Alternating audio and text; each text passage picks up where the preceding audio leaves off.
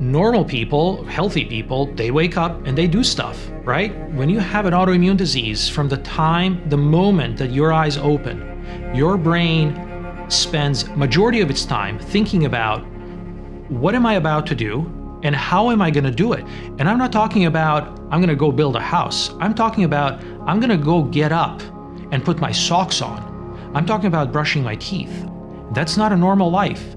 And so not only is it painful physically, but it's painful emotionally to be full of life and to be full of energy and to want to do a million things, and you can't.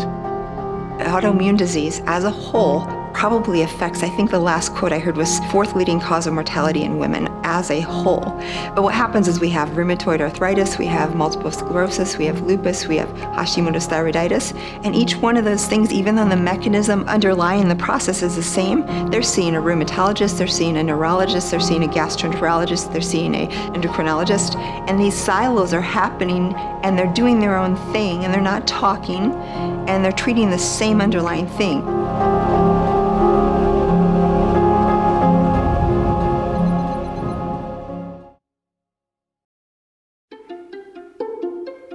Hi, and welcome back to Proven, Healing Breakthroughs Backed by Science. I'm Nick Palizzi, and this episode is going to be a double feature of sorts. 25 years ago, the term gut health wasn't something that was commonly spoken of in mainstream medical circles. Neither was the term autoimmune disease. They were simply not on our radar. Now they become household terms in the world of health and wellness. Why? Because the science is in and the major medical centers of the world are beginning to understand that many chronic diseases, including most autoimmune diseases, begin in your gut. In fact, your gut is a far more powerful system than we were told in school. When you think about your digestive tract, the primary function that probably comes to mind is digesting food and turning it into energy that can be used by your body. But did you know that your gut A, produces essential nutrients needed by your brain and body, B, has its own separate nervous system with millions of neurons, and C, houses a plethora of microorganisms that outnumber the actual cells in your body by a lot? In this episode, you're going to be introduced to some revolutionary concepts that you might have never known of before, and you'll come away feeling empowered and in the know about how to take care of your gut and prevent diseases from ever starting in the first place. But before we dive into our 5 breakthrough solutions for gut issues and autoimmune disease, it's important to set the groundwork by better understanding 1, what an autoimmune disease actually is, and 2, how the colonies of trillions of tiny organisms in your gut, aka your microbiome, play a huge role in either preventing or causing illness.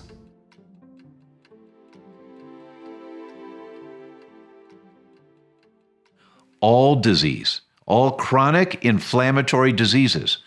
Well, is that diabetes? Yes. Well, is that Alzheimer's? Yes. Well, is that Parkinson's? Yes. Well, is that rheumatoid arthritis? Yes. Is that MS? Yes. Is that chronic fatigue? Yes. Is that chemical sensitivity? Yes. All chronic diseases begin in the gut. The human microbiome is the microbes that cover our outside and our inside. It's the bacteria, the viruses, the fungi in our gut, but also in our skin, on our skin, in our nose, in our mouth, in our eyes, and in our bloodstream. So there's more of them than there are of us. Are we humans with a lot of bacteria? Or are we bacteria having a human experience? And that sounds kind of weird, but if you look at the numbers, they outnumber us 10 to 1. The bacterial cells in our body, 10 times more than the number of human cells. But the genes control function. They outnumber us 100 to 1. Who's modulating? Who's controlling the steering wheel of how our bodies function? It's the bacteria. All of this bacteria together has generated who we are and how we think and how we communicate and how we respond to stress, how we respond to happiness. It's all modulated by our microbiome. When we take care of our microbiomes, we are really happy bodies, functioning well, living life, sleeping well, lots of energy, lots of vitality. When we don't take care of our microbiome, we don't feel good. Translational research, meaning research that changes the way you think, because it's correct and it changes the way you think. The average is 17 years from the time the papers are published before the doc down the street is using the information. 17 years. King's College in London. 1978. I remember it was my first genetics class. And the professor came in holding a paper, just really excited, said, this was just published this week. And it was Alan Ebringer. He was a graduate student at the time. And he was publishing that if you carried the gene HLA-B27, and it's a gene that about a third of the Western population has, if you carry that gene and you get a Klebsiella pneumoniae infection, that's a bacteria. It's the most common cause of pneumonia in hospitals is Klebsiella. So if you have the gene HLA-B27 and a Klebsiella infection, you are at high risk of developing ankylosing spondylitis. This was the first paper ever that I'm aware of, and my genetics professor at the time was aware of, demonstrating what's called molecular mimicry. Now, molecular mimicry is one of the more common mechanisms behind the development of autoimmune diseases, where they come from. If you have a Klebsiella infection, your immune system, trying to protect you, goes after that Klebsiella. You make antibodies to Klebsiella. And these antibodies are like special forces. They've got high-powered rifles. You don't mess with these guys. They've been trained. Look for the protein signature of Klebsiella. It's like Klebsiella is wearing an orange vest. And the vest is an amino acid structure, the protein structure. So special forces are going through the bloodstream everywhere looking for an orange vest. It just so happens that the proteins in the surface of the joints in the spine kind of look like orange vests. So if you carry the gene HLA-B27, it looks more like an orange vest. And these special forces going after Klebsiella can start attacking your spine. And you get all this calcium laid in there, all the inflammation as a result of the special forces firing their rifles at your spine because it's got the orange vest. And you get all this calcium in there, and that's ankylosing spondylitis. That was the first, Alan Ebringer's paper, 1978. But now he's published on Proteus, and that's another bacteria, and rheumatoid arthritis. Most every rheumatoid patient we ever work with and we help to turn around, they've got bacterial infections, and the immune system trying to protect you is going after the bacteria, but because of their genes, it also attacks their joints. They get rheumatoid. With MS, there's different bacteria, and you attack myelin. They get MS. So that's called molecular mimicry, and that's one of the more common mechanisms of which autoimmune disease development begins. There's a component of your brain and your nervous system called aquaporin 4. Those fibers in your nerves, aquaporin 4, have a protein signature very similar to the aquaporin 4 in spinach, corn, tomato, and soy. If you have a sensitivity to spinach, corn, tomato, or soy, you are at much higher risk of developing antibodies to aquaporin 4. If you develop antibodies to aquaporin 4, that's your brain and your nervous system, and especially your eyes and your vision. So the number one cause of demyelinating diseases in the Far East is neuromyelitis optica. Well, what do they eat a lot of in the Far East? Spinach and soy. And the studies show over 75% of people with neuromyelitis optica have antibodies to spinach or soy. So your immune system isn't making a mistake in autoimmune diseases most of the time. It's trying to protect you. The question is, what's it trying to protect you from? And when you do the tests, you see, oh my gosh, I didn't know that I have this sensitivity to wheat. I mean, I feel fine when I eat wheat. We do the test and you've got sky-high antibodies to wheat. You get off of wheat and all of a sudden, your brain's working better. You're sleeping better. Your joint pains are gone. Your thyroid antibodies go down to normal. That's why this whole world of gluten sensitivity has come about, because it's not the wheat that's the problem. It's the molecular mimicry. that can occur in your body, because those symptoms can be anywhere. There is a very famous scientist. His name is Professor Alessio Fasano. He just came out with a new paper. The title of the paper, All Disease Begins in the Leaky Gut. And then he just goes through the science of the mechanisms that when you have this intestinal permeability, macromolecules, big molecules, get through into the bloodstream. So let's do this. Mrs. Patient, your intestines are a tube. The tube starts in your mouth, it goes to the other end, kind of winds around in the center there. It's about 20, 25 feet long. The inside of the tube is lined with cheesecloth. It's a tube. So when you swallow food, it's inside the tube. It's not in your body. It's inside the tube. The food has to be broken down into really, really small pieces. That's digestion, to go through the cheesecloth to get into the bloodstream. Now your body can use the vitamins and the minerals and the proteins to make new cells. After these tiny little fuel pieces can get through, they get broken down, so they can get through the cheesecloth into the bloodstream. What happens when you get tears in the cheesecloth?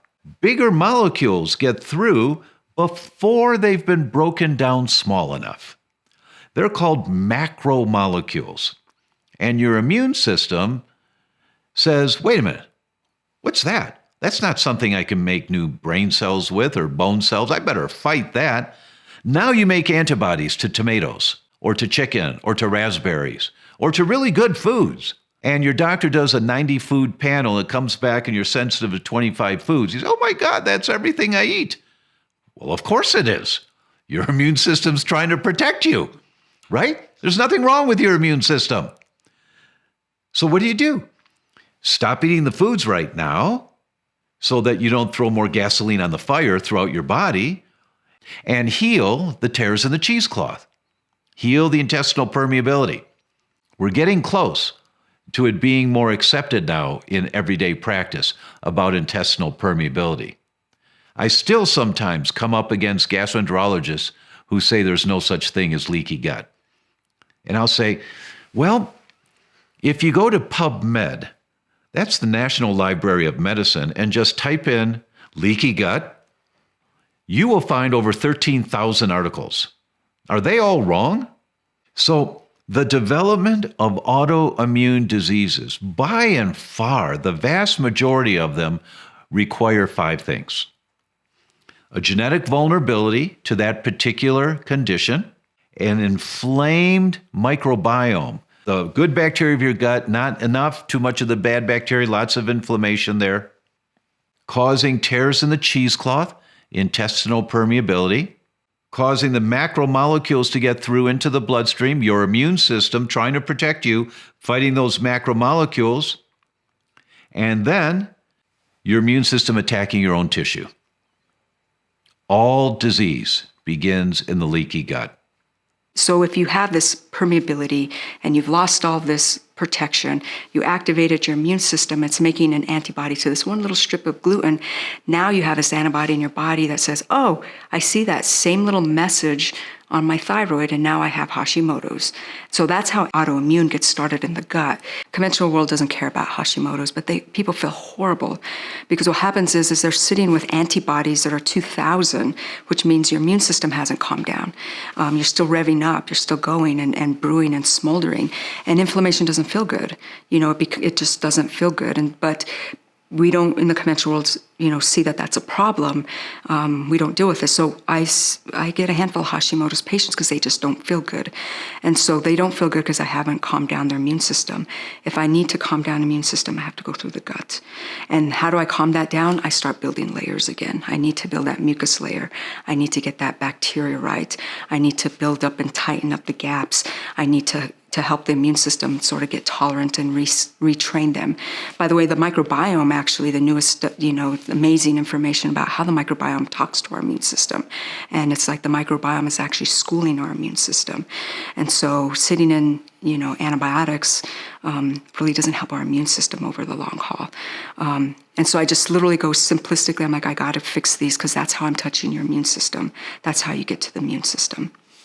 Now that we have a cursory understanding of how your gut health impacts overall health, let's dive into our first proven solution.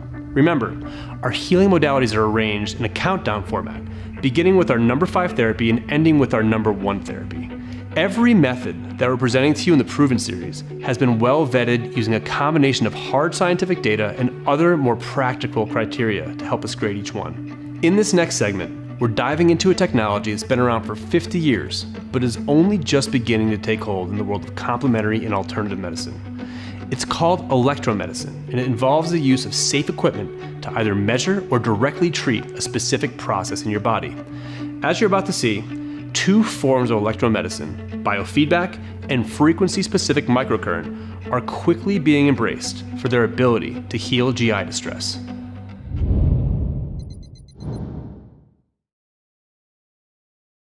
Biofeedback is a technique by which you monitor what happens inside your body using all kinds of equipment or whatever, and you display it back to yourself so you can see what is happening inside in your physiology. It makes the invisible visible. It makes the undocumented documentable. And what it really shows is how mind and emotions and body are all interlinked, namely how the body affects thoughts, emotions, and vice versa. So if I explain it in a different way, when you go to the doctor and they take your blood pressure, then that is monitoring. And now the nurse or whoever it is, the medical practitioner, takes your blood pressure, they read the numbers and they write it down. They may even tell you, so now you could become aware what your blood pressure is. Biofeedback would be, repeat this, and now let's say teach the person to relax. And now you could see, take the blood pressure again, the blood pressure goes down. Whatever I am now doing made my blood pressure go down, let's say, or go up. And then slowly you could help identify strategies inside yourself by which you could have a kind of voluntary control over your physiology. There's very nice work on this, also by Dick Gewertz, showing that kids who have RAP, recurrent abdominal pain, these are these young children who have stomach pains. They go to their parents, feel totally frustrated. There's nothing they can do. They go to their physician. They can't do anything. They finally go to the gastroenterologist. Nothing seems to work. It works out is that if you teach these kids heart rate variability, which is really that slower breathing, within 6 sessions, you have an 80% success rate. Only for those children who are really driven kids, who want to perform really well. If they don't have any of that, if they're laid-back kids and they have none of that kind of striving performance, send them back to the gastroenterologist. And we just find with our college students that many people who have GI distress, recurrent abdominal pain, often even menstrual cramps, or even hot flashes, as for older women, that if you breathe more shallowly, your hot flashes tend to increase, your abdominal pain may increase, your acid reflux will probably increase. If, on the other hand, you can learn to breathe lower and slower without trying to do it, not like, but in a kind of nice, effortless way, it's remarkable how you can allow the system to regenerate. Because this slower breathing, what does it do? It inhibits or stops the alarm reaction. It reallows the peristalsis. So the first thing you hear, the gurgliness in your GI tract, which means, it's starting to work again.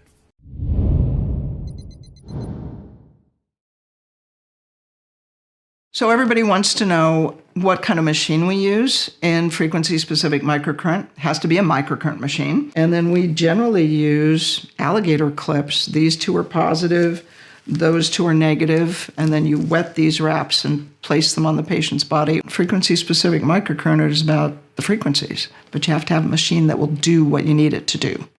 There's this frequency for the vagus nerve. Patient comes in an atrial fib. Well, the vagus nerve slows your heart rate. What would happen to the patient in atrial fib if we ran the frequency to increase secretions in the vagus nerve? Atrial fib went from 130 to 67 in 5 minutes. Excuse me? Then you look at the other things that the vagus nerve does. The vagus nerve quiets your immune system.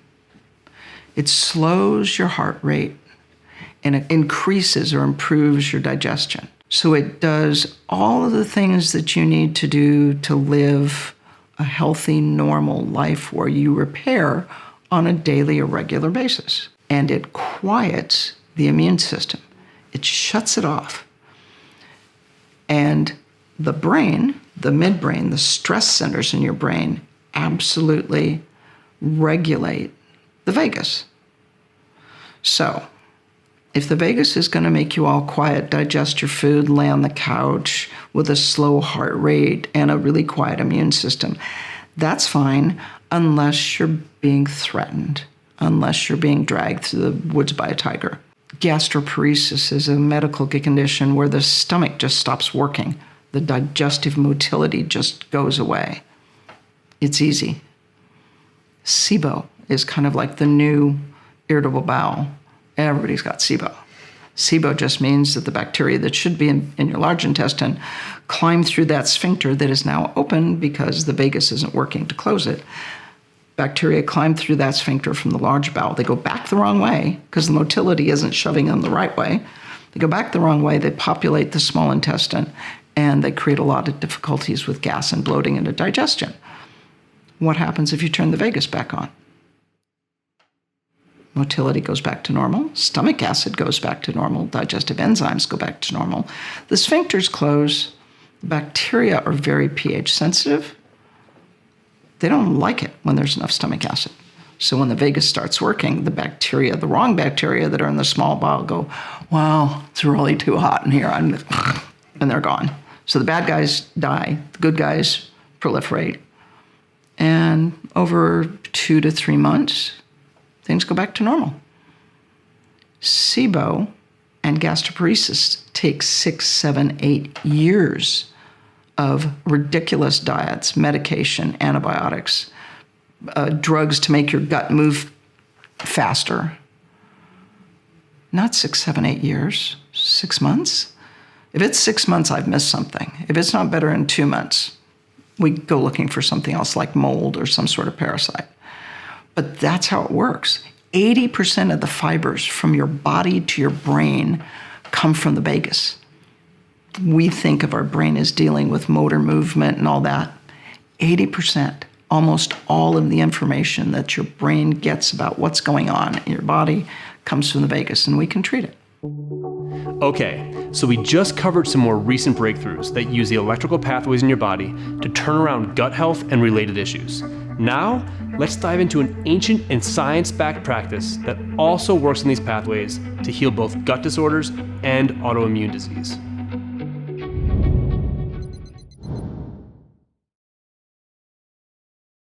So the microbiome is a big interest of mine.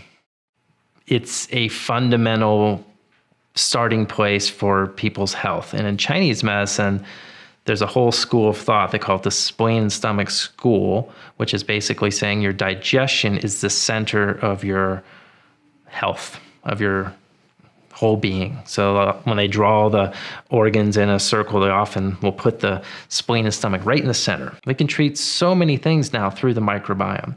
So it is such a cool place to put emphasis on, not only in Chinese medicine, but in modern medicine, because so much research is coming out on it. So data show that we are having a huge increase in autoimmune disease. So this is where the immune system, which is really designed to help protect us from infection and things outside of the body, becomes imbalanced and starts to attack our own tissues. The way acupuncture has been shown to help is in a number of ways. So certain autoimmune diseases like rheumatoid arthritis, multiple sclerosis, and others have a pain component that acupuncture has been shown to be very helpful with. The other aspect is that what we know about the brain is that the left hemisphere is actually more focused on increasing the immune system, and the right hemisphere is more focused on softening or decreasing the immune system. And so we actually see imbalances in brain development between the left and the right hemispheres, but also imbalances in brain activation between the left and right hemispheres that can predispose people to autoimmune conditions. And so it's now increasingly appreciated that acupuncture, by the way that it directly interfaces with the nervous system and the immune system and the hormonal system, is able to bring balance back into that system, which then has like a top-down balancing effect on the whole neurohumoral cascade. When we have unhealthy microbiome, it creates an environment for inflammation because these pathogens, bad bacteria, parasites, all sorts of fungus, candidas, or whatever it may be, it creates an environment that these start to grow, and they create an inflammatory cascade that starts in the gut. Acupuncture can be really useful in improving functional digestive issues like acid reflux, constipation, diarrhea.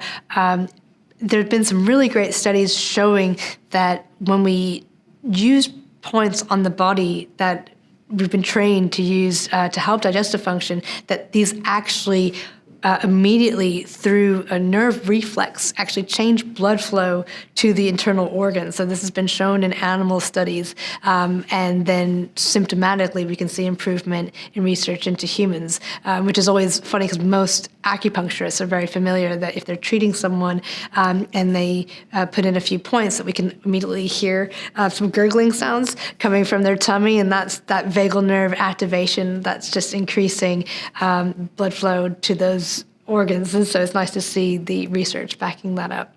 So acupuncture is known to help the balance in our immune system in a number of ways. One is that one of the most important biochemicals that is behind acupuncture's effect is something called histamine, which most people are familiar with if they get seasonal allergies. Histamine is associated with that inflammation from seasonal allergies. It's also an important neurotransmitter in the brain, and we also find a lot of it in the gut. But that's one of the main signals that acupuncture is using to get its effect. So we know from copious research, a lot of it was done by a researcher named John MacDonald over in Australia, he's a PhD, that acupuncture is acting on these receptors to stimulate and then bring balance. So when it comes to immune overactivation or inflammation, so there's an increasing awareness that a lot of chronic illness is caused at a certain level by our inflammatory response being turned on kind of at a low level all the time, a bit like a smoldering fire causing damage. But what's maybe less understood is that it's not so much that we have like an on-off switch for our inflammation. We don't have it or not have it. It actually is, again, going in this like orchestrated cascade. And so let's say we have an injury or an infection. The way the body is designed is the first thing it's going to do is increase the immune system, the inflammatory response to go to that area. So we're going to turn it on and turn it up and get things there. And then once that gets to a high enough level, it's going to switch into the next phase, which is sort of, we're going to repair the area. We're going to demolish anything that's broken, and then we're going to rebuild. And then the third phase, which is really important, is the now let's turn it off bit. Right? And so what happens is that a lot of chronic inflammation at this biochemical level happens because we've not gotten to the turn it off phase. But we know that through acupuncture activating these stretch receptors, we can increase what are called resolvins, which are the signals to say, right, the inflammation has done its job, and now we need to switch it off so we don't waste resources and cause damage. When most folks think of mushrooms, they probably think about food, like a pizza topping, or Smurf houses, or maybe just the interesting looking ground dwellers you come across in your yard or in the forest that should be stayed away from. After all, some can be poisonous. Well, the world of complementary and alternative medicine is starting to change the way we view mushrooms. They're finally setting the record straight on the vast medicinal value of certain fantastic fungi, as you're about to see. All functional, or as also commonly referred to, medicinal mushrooms are good for immune support and gut health. Mushrooms and gut health are deeply linked. This is something that all mushrooms experts have known for a long time. The research on it to a wider public has been available for the last decade or so. So now a lot of mushroom research is around gut health, this connection between bacteria and fungi. There's a deep link between these two overlooked kingdoms. So a lot of the focus on nutrition and health has been around the battle of the macronutrients. Are fats good? Are fats bad? Are carbs good?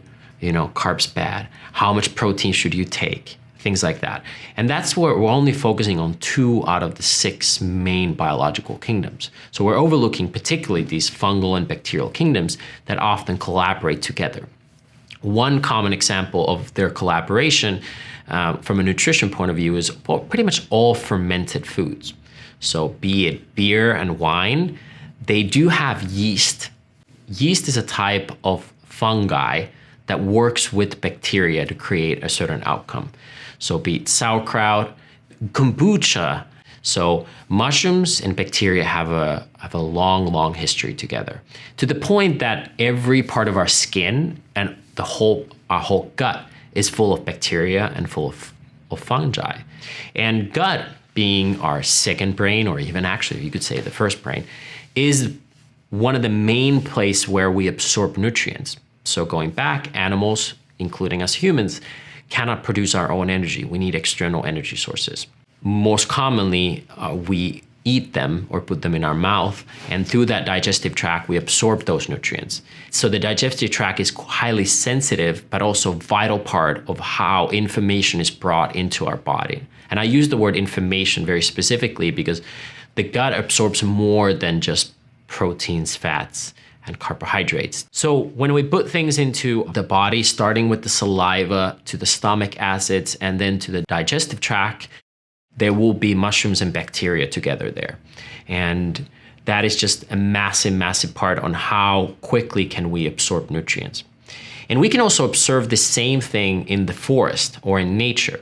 So what mushrooms do, besides supporting with the immunity of the forest and immunity of nature, mushrooms also help break down organic and inorganic matter. They're actually quite like the vacuum cleaners of the forest. Mushrooms have this ability to take something that is either organic or inorganic and process it. It's like a cleaning facility. And what it does is it like cleans it and then breaks it to things that nature and other living beings then can utilize. So that is what they really do. They're composters. So actually a lot of these functional mushrooms grow on trees that are dead or about to die, and they're decomposing the energy from the trees into a format that some other living being, such as humans, can use. So the same happens in our gut. What they're doing is you have this influx of stuff, good or bad, good, bad, and ugly, and they're taking it and they're taking some good or bad things and breaking it down to forms that we can then utilize.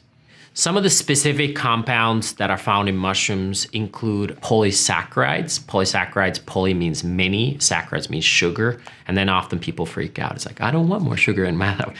But these are in the carbohydrate family, and they are technically fibers as well, but they are these very small compounds that you need in very small amounts, especially these beta-glucans particularly have a certain particle size that is quite fascinating. And what we know that these polysaccharides are among the most studied nutrients in the world. So we can find polysaccharides in certain grains, like I mentioned, like oats, certain berries, like let's say goji berries, but they're most abundant in these functional mushrooms.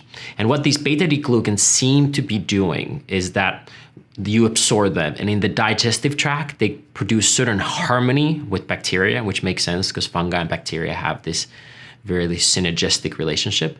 They don't necessarily irritate, but they challenge the immune system. So they seem to have these immunomodulatory benefits to the own immune system of the body. Through the digestive tract, they kind of modulate the immune system. And modulation means that they don't stimulate or suppress, but they do whatever is needed at that time. So sometimes they stimulate, sometimes they suppress. Polysaccharides are found pretty much in some form in all of these functional mushrooms. And then each top mushroom would have their own special skills. But these functional mushrooms are not really known as an incredible source for, let's say, macronutrients or micronutrients, but they have these compounds that clearly impact human physiology. They impact our digestive tract, they can impact our cognitive function, they can impact our glands that produce hormones, they can impact blood circulation, they can impact our heart health. They're kind of like the information system. I often look at these compounds that some of them are known as adaptogens and just very bioactive compounds. They're almost like the apps in your iPhone. So if the hardware is more in nutrition made out of the macronutrients, then these are definitely like the software that makes it run in a more intelligent way. It gives guidance to the hardware. You do need the hardware. You can't have the software without the hardware, but the software does make the magic happen in many cases, especially on a short time frames. I hope you're enjoying tonight's episode. We'll get right back into it in a second, but I wanted to take a quick moment to tell you how you can own the entire series. Below this video, you'll find a link to the full Proven docuseries, as well as a bunch of powerful bonuses that you can bring into your home at a special discounted price. This also includes a Proven companion guidebook that's jam-packed with powerful takeaways and action items from each episode. It's loaded, deep dive wisdom that isn't included in our free premiere. If you're interested in bringing these powerful Proven healing solutions into your life, it's well worth checking out. Plus, the proceeds from your purchase will help us on our quest to unveil new breakthrough medicines and share this information with the world. Make sure to check it out. Now, back to tonight's episode. For thousands of years, we humans have looked to the world of plants for food, shelter, and you guessed it, medicine. We just talked about mushrooms, which many cultures would consider to be an herb, but now we're going to dive deeply into some specific medicinal herbs that have been shown in studies to hold great benefits for gut health and certain autoimmune disorders.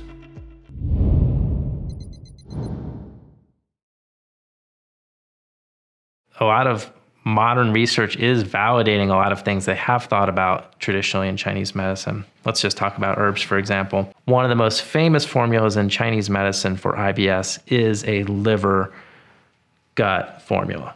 Tong Xie Yao Feng San. It's Fang Feng, Baizhu, Qianpi, and Baixao.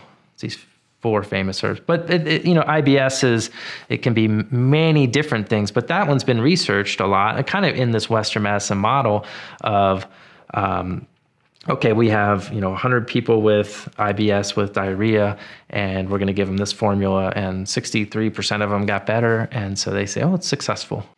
So that's that. And then when I think of the brain, intervening on that level can be helpful as an adjunct therapy to treating IBS. If someone is completely stressed out, again, it's like, how do you treat in multiple places? And we know there's a liver-gut connection.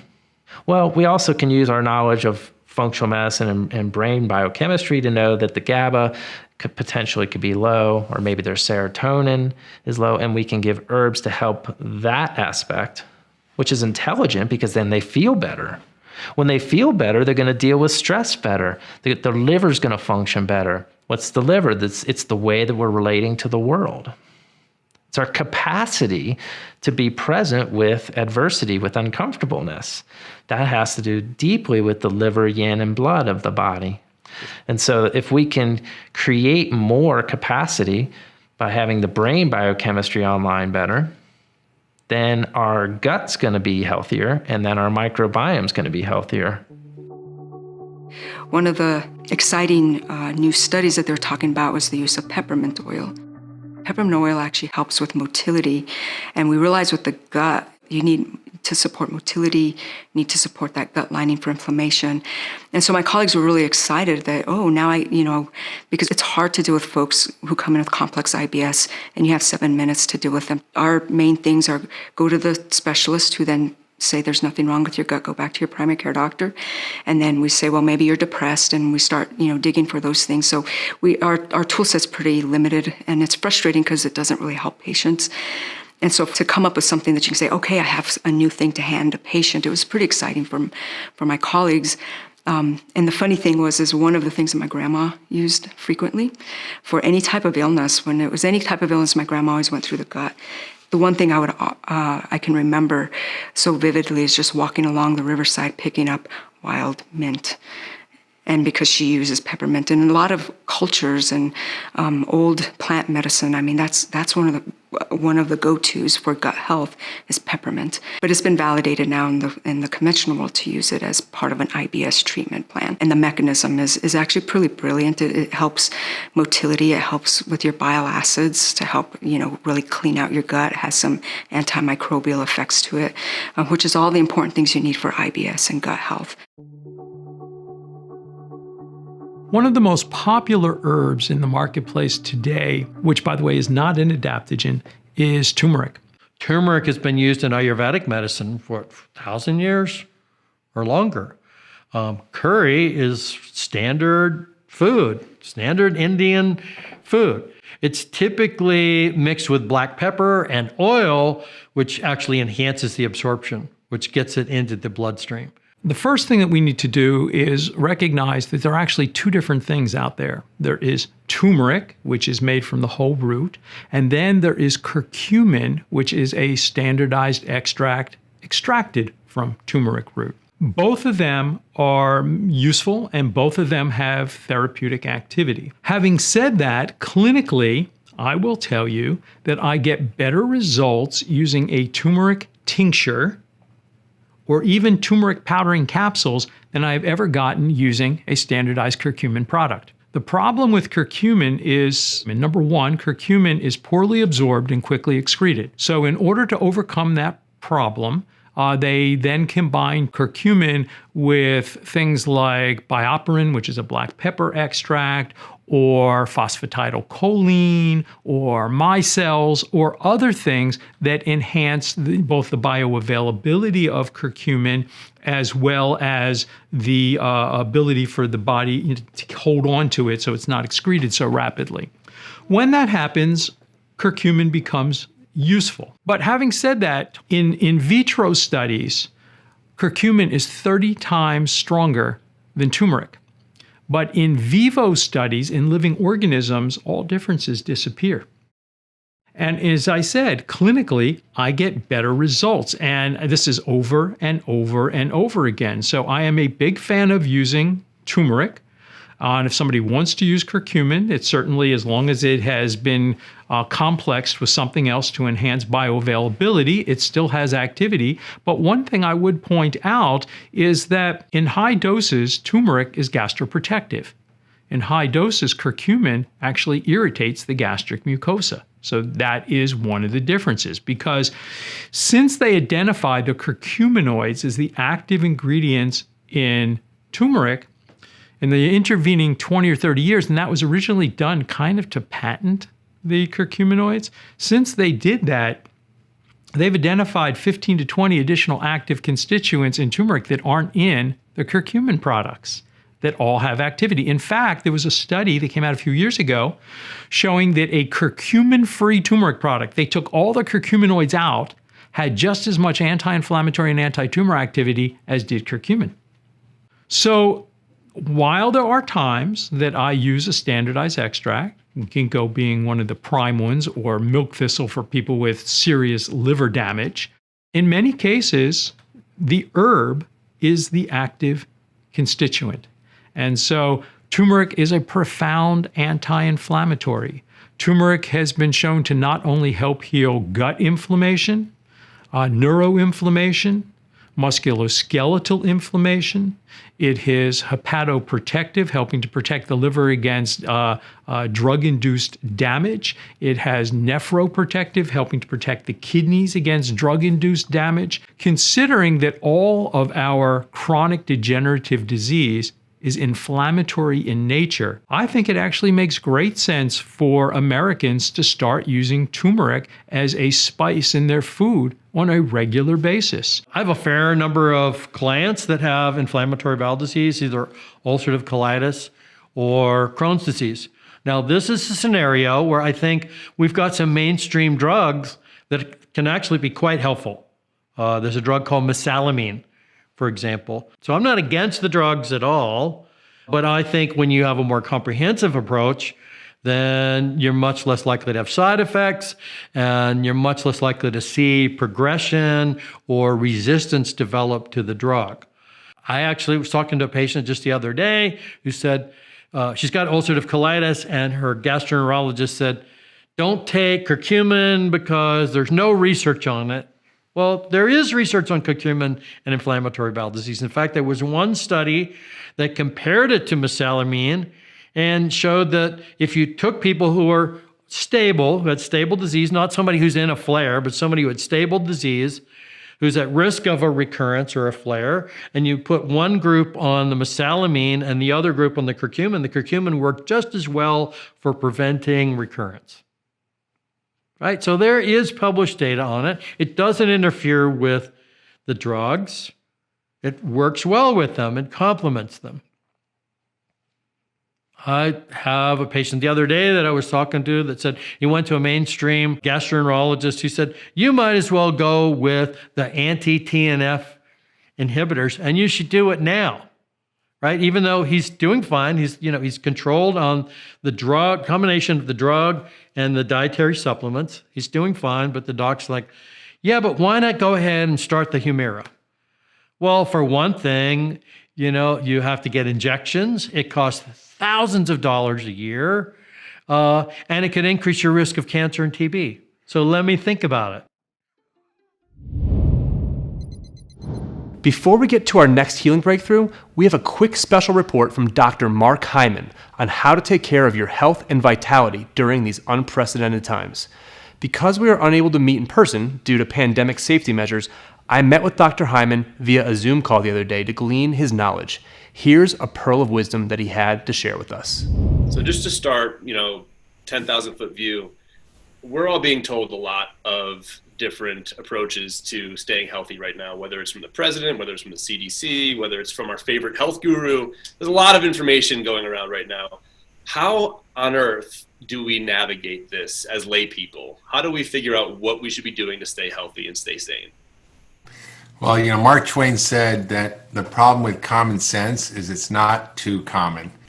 And I think if we all slow down and follow common sense, we're going to be okay. The things that actually we know already, clearly from science, that support our health and our immune system are now more important than ever, right? Aside from the social distancing and hand washing and the masks, how do you actually make yourself more resilient? How do you support your immune system to be able to fight COVID-19? Because, 97% of the people who die are sick. They're either obese, overweight, or they have a chronic disease that's related to being older, which is usually associated with poor metabolic health, which is basically like being obese. So it's called being over fat. So if your metabolic health is poor, you are a sitting duck for the coronavirus. It will attack you, and you basically will lead to a more catastrophic result, more serious illness.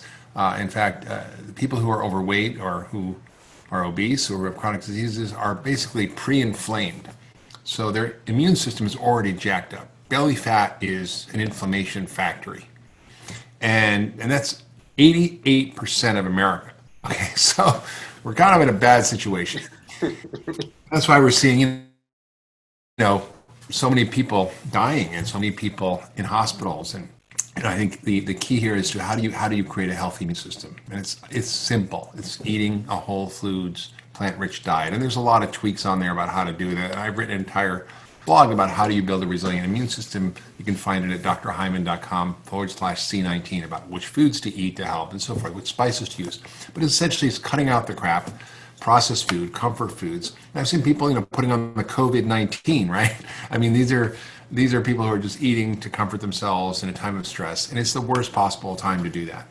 So it's time to double down on your health in terms of nutrition. And that's really, really critical, important. And sugar and starch are immune destroyers. People who are overweight shed virus longer, their immune systems are suppressed, they're more likely to be sicker and ending up in the hospital, in the ICU, and have respiratory failure. And they also are not as effectively responding to vaccines. So people don't understand that if you are poor metabolic health or if you're older, you might not respond well to a vaccine. And then it's the other obvious things. Make sure you get adequate sleep, because sleep is important for immune system function. Make sure you meditate or do some form of deep, profound relaxation, because that's when your stress levels go down and that helps your immune system. Make sure you exercise, not run a marathon, but do moderate exercise every day. Also helps your immune system. take some basic supplements that help. We know that from the research that these do have impact in the risk of viral infections and the recovery from viral infections. I was speaking to one of my colleagues at Tufts, the dean of the Tufts School of Nutrition Science and Policy, who is trying to do a trial on 2,000 patients of some really key nutrients that we know may have important impact: zinc, vitamin C, vitamin D, green tea catechins, quercetin, simple stuff that you can take without breaking the bank or taking 4,000 pills. And those are really the simple things. And the other part is stay connected, because our emotional health and connecting to people we love is so important. So I think we're learning and we're adapting. And if anybody tells you they knows for sure anything, then just don't listen and ignore all those conspiracy theories, because it's just such a distraction. And I think we need to be focused on what we can do to our health. And I think I've done a lot of thinking about this, but the fact that we are such a sick society, the fact that we come pre-inflamed, the fact that 75% of us are overweight and 42% are obese, the fact that 6 out of 10 Americans have a chronic disease that's mostly caused by bad food. In a sense, the reason we're shut down, the reason we can't be at work, the reason our economy has lost trillions of dollars, the reason our world is sort of falling apart in some ways, is because of our food and our food system. And if we all had a great diet, this would be, a nominal infection that would be more or less like the flu. But it's not, because we're all so sick, and it preys on people who have poor metabolic health. So it's important to think of COVID as a diet controllable and related disease, both in terms of the macronutrient food you're eating and the quality of the food, and also micronutrients. So jacking up your nutrition now is more important than ever. And every day I'm cooking up a storm with all kinds of foods that I know are going to boost my immune system. Ginger and garlic and rosemary and spices and turmeric. And I make a lot of Indian curries and just tons of, I made Chinese food last night with, basically ginger and garlic and red peppers and spices. And I think, this is what we can be doing now to actually help ourselves. Thanks for the knowledge, Dr. Hyman. Now for our next healing breakthrough. Given the area of the body that we're focusing on, it may not shock you that one of the best ways to heal your gut, and by extension, autoimmune disorders, is through food and nutrition. I don't know about you, but I wasn't taught that food is medicine in grade school. Yes, we got some basic direction on eating your vegetables and that junk food wasn't the best, but the notion of a macrobiotic diet or superfood nutrition, food sensitivity, intestinal permeability, they weren't quite there yet. And for that matter, the world at large still isn't. No matter where you're at with your nutrition chops, buckle up, let's dive into our number one modality for this episode. We're about to broaden the horizons of what you put on your dinner plate.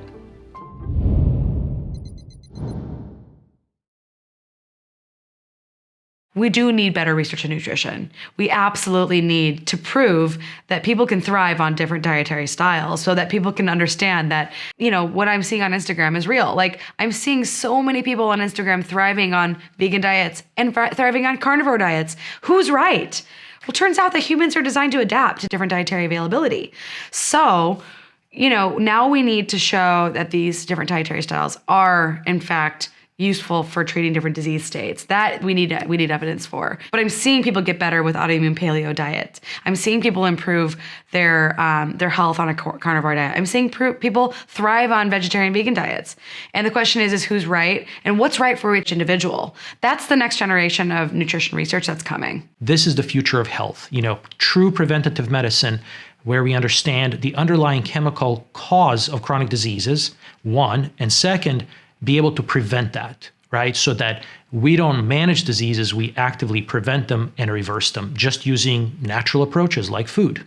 What I would like everyone to think about is that the human body is an ecosystem. We have our own genes, which should not be ignored.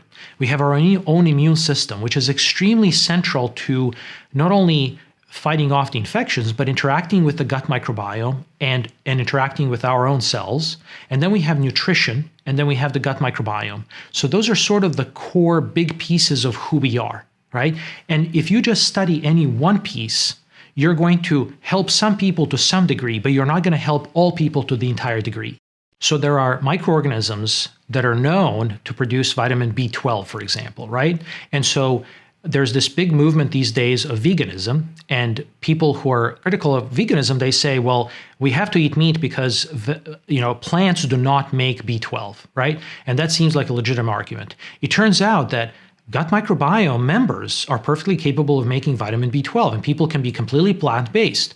The challenge is in modern life, we have wiped out a lot of those members by over-consuming antibiotics and preservatives and being too sterile, right? And so people who don't have those bacteria, unfortunately, they have to supplement. But the natural human microbiome is perfectly capable of providing us with 100% of our vitamin B12 needs. And so we have, for example, the knowledge of which microbial pathways, so these are systems of enzymes produced by the microbiome, are capable of producing vitamin B12. So we can actually tell whether one of our customers' microbiomes is producing vitamin B12 or not, right? So that's one example. The same thing with vitamin K and vitamin B6 and 3 and so on. Let's go to another example that I really like. We've all heard of people who are anemic, and modern medicine says, well, you don't absorb iron. Like you take a lot of iron, but you don't absorb it, right? And again, what's really frustrating is that that's considered bad luck, right? Or that's a myth, right? It's not a myth. Iron is a chemical, right? And it needs to cross the barrier between the intestinal lumen and our blood, right? And so it's not some magic, but that doesn't happen in some people. And it turns out that enterobacteria, which have members in E. coli and Shigella and Salmonella, these are all considered bad bacteria. For example, most people would consider E. coli to be bad bacteria. E. coli are essential members of our gut microbiome. They're absolutely essential. And here's one reason why they're essential. Because the way they acquire iron in the gut lumen is that they produce molecules called siderophores. These are small molecules that are produced by E. coli that are released in the lumen, and these molecules seek out iron. They're literally like little probes. When they find iron, they grab it. And E. coli has the ability to then grab back this siderophore when it has iron, when it carries it, right? But it doesn't have arms to go out and grab it. The siderophore has to come back with iron in sort of a random fashion. It turns out that our mitochondria that originated from bacteria billions of years ago have the exact same mechanism. They can grab that same siderophore, which when it carries iron can cross into the bloodstream, and our own cells can harvest that iron. So now, here you have an example of where bacteria in our gut that are considered bad by many are producing essential nutrients that are harvesting iron from our food, bringing it into our body, and allowing us to harvest it. How cool is that? On the flip side, there are bacteria that can produce bad things. For example, the same E. coli, right, can produce lipopolysaccharide. So these are known, very well known in the literature to be pro-inflammatory, meaning that they stimulate our immune system to go haywire and to simply overreact to things for no reason. So if you look at one bacterium such as E. coli, we can now fine-tune its metabolism by saying, we're going to feed this E. coli with foods that contain molecules that enable it to produce these siderophores and harvest iron, and we can participate in that activity. But we're going to deny it foods that it uses to produce lipopolysaccharide that will hyperactivate our immune system unnecessarily. Think of the gut microbiome not as a collection of bacteria. What it is a collection of thousands of chemical reactions that produce beneficial or detrimental chemicals in our intestines. And so now, this demystifies the microbiome into chemical reactions, the input of which is molecules found in food, and the output of which modulates our health. That is basically the concept of tuning or modulating the functions of the gut microbiome using nothing but nutrition.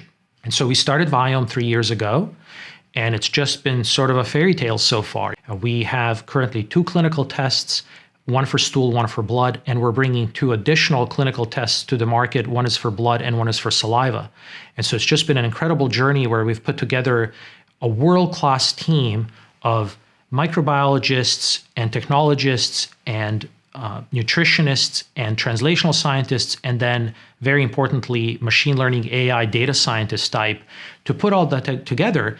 And we've converted this sort of magic mystery and lore of gut microbiome and nutrition and different diets into chemistry and math, right? So if you perform large studies, which we have done at Viome, that correlate this chemical output of the microbiome to disease and health, and understand what's healthy and what's not healthy at the chemical level, you can now tune the activity of every person's microbiome using nutrition to produce mostly healthy biochemicals and very few, if any, detrimental biochemicals. And so today, when a customer provides their stool sample, for example, right, and we measure the 3,000 chemical reactions that their gut microbiome is performing, the computer will 100% automatically compute exactly what food that person should be eating and what food ingredients that person should not be eating, 100% automated using chemistry and math.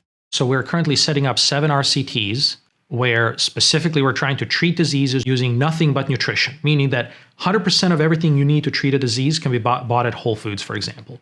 Let's talk about dysbiosis, right? So it's a very commonly used term, microbiome dysbiosis, and people have been using it in the context of composition, meaning they compare a group of sick people with healthy individuals and they try to find the differences and say, oh, these people are sick because they have gut microbiome dysbiosis. They're somehow different from people who are not sick. It turns out that's not the case. In our studies, we can't go to someone who has IBS and say, you have an IBS microbiome, sorry, you're going to have IBS. That is not the case. They, in fact, do not have an IBS microbiome. What they do have is that they're performing biochemical functions that healthy people gut microbiomes are not performing. And very importantly, vice versa. Their microbiomes are not performing functions that healthy people microbiomes are. So we have 2 sets of biochemical reactions, one where it's more pronounced than in healthy people, and the other one it's missing, whereas in healthy people it isn't. And so now we have that signature, and that's the functional dysbiosis associated with the disease. And what's really cool about that functional dysbiosis is that you don't need to try to change their microbiome. All you have to do is feed it a different diet, meaning you feed every person's microbiome what it needs to start producing the beneficial, healthy chemicals that we see healthy people microbiomes producing, and deny them food that person's microbiome uses to produce detrimental chemicals that are associated with the disease, right? And that's how our algorithms sort foods into eat versus do not eat. If that person's microbiome is going to use some molecule in wheat to produce something bad that's associated with the disease, don't eat the wheat. Deprive the microbiome of that. And once you deprive it with the building blocks of that reaction, they can't make it. They don't make chemicals out of thin air. And every single person's microbiome is going to require different nutrition because they're all different compositionally and they take in different foods and make different things from them. Whoa, our experts went deep in this episode. There's a lot we learned, so let's recap. First off, managing a chronic condition is not easy, and often everyday tasks can become challenging. We are now experiencing an epidemic of autoimmune disease, and Dr. Carnahan shared that it's now one of the top 10 leading causes of death in women. No matter which specific tissue is impacted, the root cause of autoimmune disease is the same: genetics, gut dysbiosis and inflammation, then a trigger.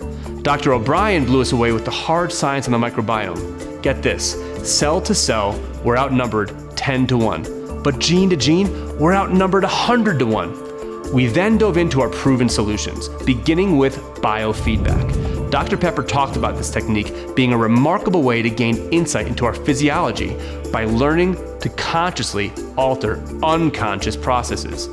For digestive disturbances, like irritable bowel syndrome, abdominal pain, any gastrointestinal distress, research shows an 80% success rate after just 6 biofeedback sessions. He reminded us to breathe lower and slower, not necessarily deeper, to decrease the alarm bells and enhance peristalsis, or the natural rhythm of our digestion. We then explored electromedicine with Dr. McMakin, the founder of frequency-specific microcurrent, giving us the download on the vagus nerve.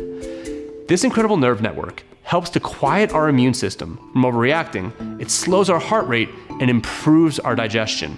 She told us about SIBO, or small intestine bacterial overgrowth, where the bacteria in your gut basically go into a VIP area and throw a crazy party that hurts your health. Next, we explored the 5,000-plus-year-old wisdom of acupuncture.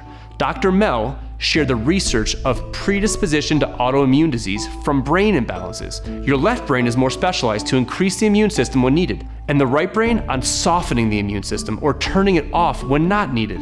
Makes sense that a balanced brain is important to our immune status. She said that acupuncture has a top-down effect and directly interfaces with the nervous, immune, and endocrine systems simultaneously. Not stopping there, acupuncture needling immediately shifts the blood flow to the internal organs through a nerve reflex via, you already know it, the vagus nerve. That grumbling belly sound during a session is a sign of vagal nerve stimulation. More research has revealed that acupuncture works on histamine, which plays a role in inflammation and allergies, but also increases resolvin levels. These are little chemical messengers derived from omega-3 fatty acids, which are known to reduce inflammation. Taro then shared with us the science on functional mushrooms and that we are all overlooking this crucial biological kingdom. Fungi and bacteria have long collaborated, and it goes beyond just beer and wine making. Mushrooms provide prebiotics, which feed gut bacteria. From triterpenes to polysaccharides such as beta-glucans, mushrooms are nutrient dense. Think about what mushrooms do in the forest. They are decomposers, transforming organic and inorganic materials into usable forms for ecosystems, whether that be the forest or your belly. He told us about reishi, or Ganoderma lucidum. This famous fungi has been celebrated in Asia for eons, and science has proven this to be for good reason. This mushroom contains high concentrations of triterpenes, which is why it's so shiny to begin with, endowing it with phenomenal immunomodulating properties. This means that it's a smart herb and can signal your body to calm down during an immune overreaction, or stimulate it into action when your immune system is being a little sluggish. Interestingly enough, this mushroom is even helpful in a common yeast overgrowth condition known as candida. We then probe the depths of herbal medicine. Jason Blaylock told us about the spleen-stomach school of traditional Chinese medicine. They knew a long time ago that your gut was vitally important and that it must be strong for your immunity to be strong. He spoke about 3 herbs that are known to increase small intestinal absorption when cooked together and even create a new molecule. These are Hu Wengxi, Astragalus, Chai Hu, and Sheng Ma. In TCM, liver pathology also can impact digestion and cause problems. Who knew that treating the liver would be good for the gut? Well, Asian physicians knew a few thousand years ago. Dr. Martinez then told us stories of her foraging for yerba buena, or wild mint, with her grandmother when she was a child. We now know that peppermint oil helps with motility, cools inflammation, cleans the gut, and has antimicrobial activity. We learned about turmeric and the well-studied family of curcuminoids found in high levels in this root. Tons of studies have shown that curcumin is more bioavailable for absorption by the body when it is combined with black pepper and oil, or fat. David Winston was quick to note that in high doses, turmeric is a gastroprotective, whereas curcumin is a gastroirritant. So there is more to turmeric than curcumin, and he shared research demonstrating that curcumin-free turmeric had as much anti-inflammatory and anti-tumor activity as curcumin itself. He also transmitted an ancient secret. Many have heard that combining turmeric with long pepper and oil makes it more bioavailable, but the ancient Ayurvedic doctors actually traditionally used ginger as a substitute for salt or in addition to it. We then move to our number 1 modality for gut and autoimmune disease, nutrition. Dr. Tom told us about the 17-year lag between published research data reaching your local neighborhood doc. From the work of Dr. Ebinger, Dr. Tom and the rest of the world learned of molecular mimicry, which is one of the mechanisms of autoimmune disease. This is where a microbe mimics part of the body. So when our immune system targets those pathogenic agents, it also attacks our own tissue. He then dropped a knowledge bomb, citing the work of Dr. Alessio Fasano, the father of intestinal permeability, whose recent work documents that all disease begins in the leaky gut. We then learned that our microbiome actually educates our immune system, training it to target specific bacteria and viruses. Momo then unlocked the keys to understanding the microbiome. It's a collection of chemical processes that are either beneficial or detrimental, and ultimately, there's no such thing as good or bad when it comes to microbes. E. coli, for instance, plays a significant role in how we absorb iron, a needed nutrient. But in other instances, E. coli produces lipopolysaccharides, or LPs, which are pro-inflammatory molecules. What matters is the ratio of microorganisms and probably 1,000 other variables we are just beginning to discover. Even our mitochondria, the powerhouses of our cells, are bacterial in origin. Somewhere down the line, we formed a commensal relationship with them to benefit both of our needs. Momo then went on to share how we co-evolved with these microbes, and that it's why, even though we are such advanced and complex creatures, we have fewer genes than a worm. Like I said, we covered a ton in this episode. Okay, 2 more things before we go. 1, make sure to click the button below this video to find out how you can bring all 9 episodes of our Proven docuseries, plus a bunch of powerful bonus resources into your home for life. Every one of us deserves to know the full spectrum of healing options that are out there for us, and the information in this series is something you will want to come back to again and again whenever an illness arises in your circle, be it your own health or that of your family and friends. You can own the digital, the physical, or the all-access package at a special discounted price during this event only. Now is the time. Lastly, what proven healing secrets do we have coming up next? Tomorrow night, we air episode 3, and this one is dedicated solely to that beautiful organ that resides in between your ears, your brain. We'll also be going into some of the more serious brain conditions that many people are struggling with, such as Parkinson's disease and Alzheimer's. This is going to be a truly powerful exploration that will literally change your mind. I can't wait. Can you? See you tomorrow.